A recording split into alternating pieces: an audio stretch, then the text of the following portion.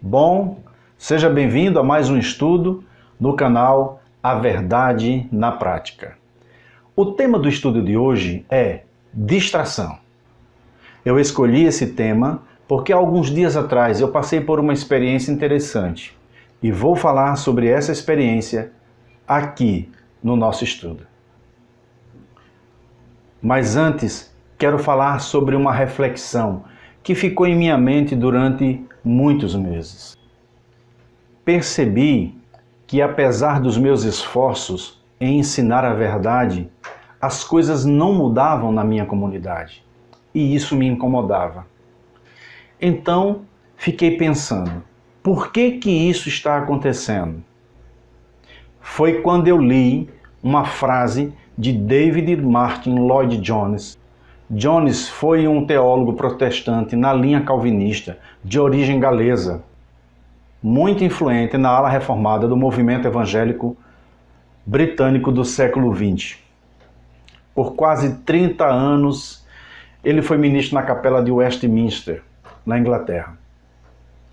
Ele disse: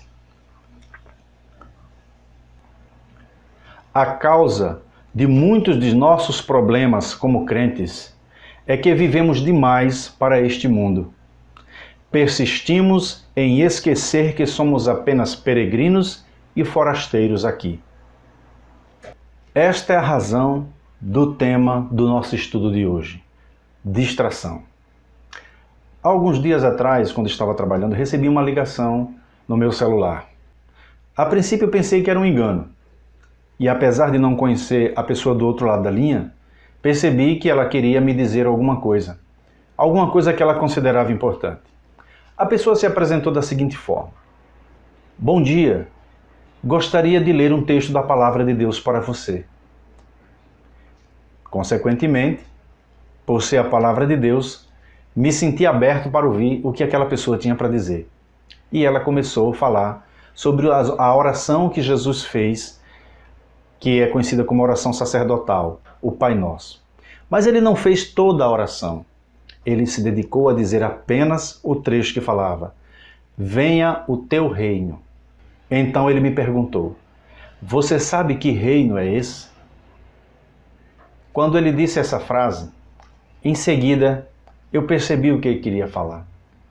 Logo, entendi quem era a pessoa e qual era o propósito daquela ligação. Imediatamente eu fiz com que ele parasse de falar. Eu pedi a gentileza que ele me escutasse um pouco também. Então comecei a dizer a ele: amigo, sou conhecedor das Escrituras Sagradas, tenho formação teológica e por 32 anos venho anunciando o reino de Deus pelo Brasil e fora do Brasil para muitas pessoas. Sei quem você é, apesar de não saber quem é a sua pessoa, mas sei a quem você pertence, que instituição você representa e por que você está fazendo isso. De antemão, quero lhe elogiar pela iniciativa, porque é admirável o que vocês fazem, porque vocês fazem aquilo que vocês acreditam ser a verdade.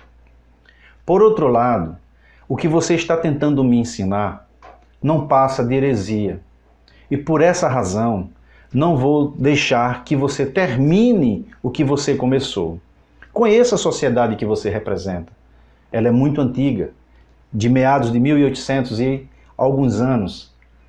Mas acredite, não quero falar sobre o grupo que você frequenta, a doutrina que você acredita ou o que você defende. Mas admiro a iniciativa que a sociedade tem de fazer tal trabalho. Agradeci a ele pela ligação e disse a ele que em uma outra oportunidade poderíamos discutir sobre aquele assunto teológico. De forma adequada, claro. Então desliguei o telefone educadamente e ele aceitou a minha proposta e encerramos ali o nosso assunto. Alguns minutos depois eu liguei para um amigo, um velho amigo, um grande amigo, também apologista, também estudioso da Palavra de Deus, formado em teologia também, e conversando com ele, ele me relatou o seguinte. Ele disse: Moisés, para você eles ligaram, para mim escreveram uma carta à mão, tentando trazer até mim a doutrina que eles defendem. Tanto eu quanto esse meu amigo ficamos admirados de ver como determinados grupos sectários, determinadas instituições criadas por homens e que não carregam a doutrina autêntica do cristianismo, que negam a divindade de Jesus, outras que negam sua humanidade, que negam que Jesus é o verdadeiro Filho de Deus e através dele, somente por ele, é possível chegar à salvação eterna. Estas pessoas têm o cuidado e elas investem para propagar a doutrina nas quais elas estão inseridas. E aí está o grande problema. Eu me preocupo em entender e ver que nós cristãos perdemos tempo nos distraindo com as coisas deste mundo a ponto de não fazermos aquilo que temos que fazer. E é por isso que essa frase de Jones falou tão forte ao meu coração.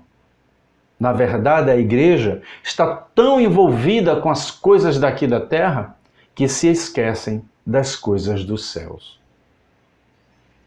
Bom, por essa razão, decidi então fazer este vídeo, esse estudo, pautado neste fato, nessa situação que aconteceu.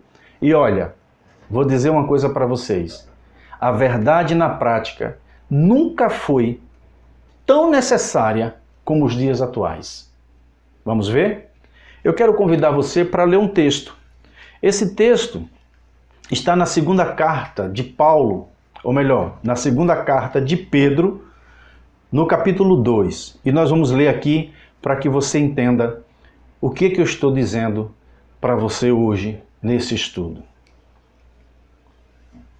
Diz assim a palavra do Senhor: Contudo, assim como surgiram falsos profetas no meio do povo de Israel, também haverá entre vós falsos mestres. Eles se intrometerão entre vocês com doutrinas destruidoras e chegarão até mesmo negar o Mestre. Ele que comprou a liberdade deles. Agindo assim, eles farão com que uma repentina destruição caia sobre si mesmos. Muitas pessoas seguirão as suas práticas imorais e por causa deles o caminho verdadeiro será difamado.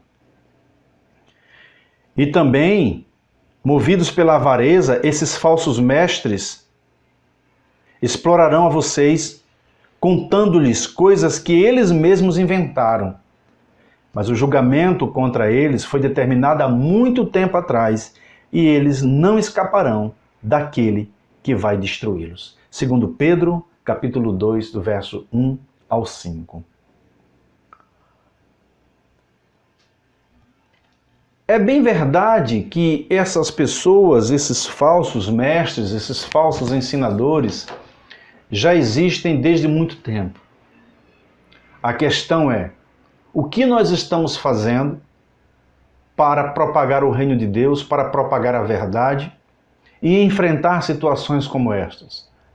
Porque eu não sei para você, mas para mim, cada alma perdida é um grande sacrifício, um grande prejuízo para o reino dos céus. Porque Jesus morreu, entregou a sua vida para que estas pessoas fossem salvas. E cada vez que nós perdemos uma vida para uma seita, nós perdemos uma alma para o inferno. Portanto, faça a sua parte. Não deixe para depois. Coloque em prática as verdades do Evangelho que você aprendeu e conheceu durante a sua vida, porque foi para isso que você foi chamado. Olha o que Paulo diz na sua carta aos Colossenses. Portanto, assim como vocês receberam a Cristo Jesus, o Senhor, continuem a viver nele, enraizados e edificados nele, firmados na fé, como foram ensinados, transbordando de gratidão. Tenham cuidado para que ninguém os escravize com filosofias vãs e enganosas que se fundem nas tradições humanas e nos princípios elementares deste mundo e não em Cristo. Se para você essa leitura é um pouco complicada, eu faço questão de ler numa linguagem um pouco mais clara, para que você entenda melhor. O mesmo texto, somente numa linguagem um pouco mais aberta. Portanto, já que vocês aceitaram a Cristo Jesus como Senhor, vivam unidos com Ele. Estejam enraizados nele, construam a sua vida sobre ele e se tornem mais fortes na fé, como foi ensinado a vocês. E deem sempre graças a Deus. No versículo 8 do mesmo texto diz: tenham cuidado para que ninguém os torne escravos, por meio de argumentos sem valor, que vêm de sabedoria humana. Estas coisas vêm dos ensinamentos de criaturas humanas, de pessoas, de homens, e dos espíritos que dominam o universo, e não de Cristo. Essa é a verdade. Eu me pergunto, e pergunto para você também, o que você está fazendo? Você tem praticado a palavra de Deus? Ou você tem sido apenas um frequentador de cultos? Você tem dedicado momentos para orar? Você tem buscado a Deus veementemente pela libertação das pessoas do jugo do diabo? Pessoas que vivem sofrendo, angustiado, passando por situações diversas por não conhecer o Evangelho? Você tem se dedicado a se santificar e a buscar a Deus de tal forma que você mesmo não tropece e caia? Pois é isso que nós devemos fazer. Estar enraigados em Cristo Jesus, porque Ele é o nosso libertador. Também é Ele que nos orienta a fazer esse trabalho de pregação do Evangelho e mostrar para as pessoas o que elas precisam ouvir verdadeiramente. Talvez alguns possam achar que sou radical. Já enfrentei muitas críticas, pessoas que não concordavam com o meu modo de pensar. Lamentavelmente, boa parte dessas pessoas hoje estão longe do Evangelho, sem Cristo, vivendo uma vida devassa, vivendo uma vida de corrupção. É melhor você ser radical e garantir um lugar no reino de Deus, do que você ser muito aberto, ser muito eclético, não é? Aceitar muitas coisas daqui e se esquecer das coisas de lá.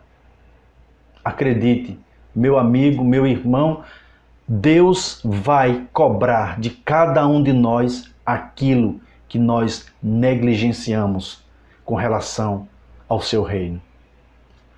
Não estamos aqui apenas para desfrutar das bênçãos, como alguns pensam. Não estamos aqui apenas para garantir a nossa própria salvação. Estamos aqui para propagar o reino. Outro dia eu vi uma frase interessante. O que os pais da igreja, o que os discípulos, o que os antigos que andaram com Jesus, os primeiros cristãos, como eles se sentiriam se conseguissem vir até os dias de hoje, conseguissem aparecer de repente no mundo moderno. Que vergonha eles sentiriam da igreja. Que vergonha eles sentiriam. Quando eu leio aquela passagem do Evangelho que fala que Jesus pegou as cordas e fez um chicote e chicoteou os cambistas que estavam vendendo e negociando na porta da igreja, ou melhor, na porta do templo, desculpe o trocadilho. Eu fico imaginando o que Jesus faria hoje nas portas das igrejas. Pense nisso. Por isso, eu quero convidar você a continuar conosco, a continuar nos assistindo. Deixe o seu like aqui, se inscreva no nosso canal, ative o sininho para que você receba, consequentemente, todos os nossos estudos. É muito importante para nós que temos esse projeto e propagamos a verdade, como é muito importante para outras pessoas que vão, de alguma forma, ouvir esta mensagem. Nos ajude propagando este vídeo para o maior número de pessoas que você puder.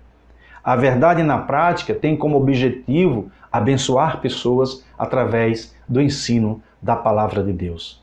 Pratique a Bíblia, estude a Bíblia, seja um crente fiel. E eu não estou me referindo a dízimos, estou me referindo à fidelidade ao Senhor. Que Deus te abençoe e até o próximo estudo.